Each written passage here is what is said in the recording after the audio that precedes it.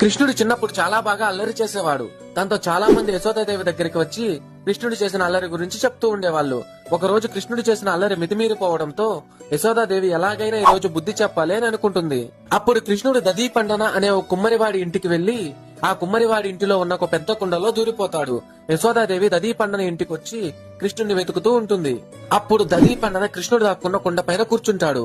దాంతో యశోదాదేవి ఆ ఒక్క కుండ తప్ప మిగిలిన కుండలన్నీ వెతికి కృష్ణుడు లేడని వెనక్కి తిరిగి వెళ్లిపోతుంది. కుండలో ఉన్న కృష్ణుడు నన్ను కాపాడినందుకు ధన్యవాదాలు. ఇక్కడ ఇరుగ్గా ఉంది, నన్ను బయటకు వదలండి అని అడుగుతాడు. కానీ దదీపండన మాత్రం నిన్ను కాపాడాను కదా, నాకు నువ్వు ఒకటిస్తానంటేనే నిన్ను బయటకు వదులుతానని చెప్తాడు. దాంతో కృష్ణుడు సరే మాట ఇస్తున్నానని చెప్పి బయటకు వచ్చి ఏమి కావాలి అని అడుగుతాడు. కృష్ణ, నువ్వు చిన్న పిల్లవాడిలా కనిపించినా నువ్వు భగవంతుడివని నాకు తెలుసు, నాకు మోక్షాన్ని ఇవ్వు అని అడుగుతాడు. సరే, మా అమ్మ నుంచి నన్ను కాపాడినందుకు నీ ఒక్కడికే కాదు ఈ కుండకి కూడా మోక్షాన్ని ఇస్తున్నాను అని చెప్పి కృష్ణుడు వెళ్లిపోతాడు.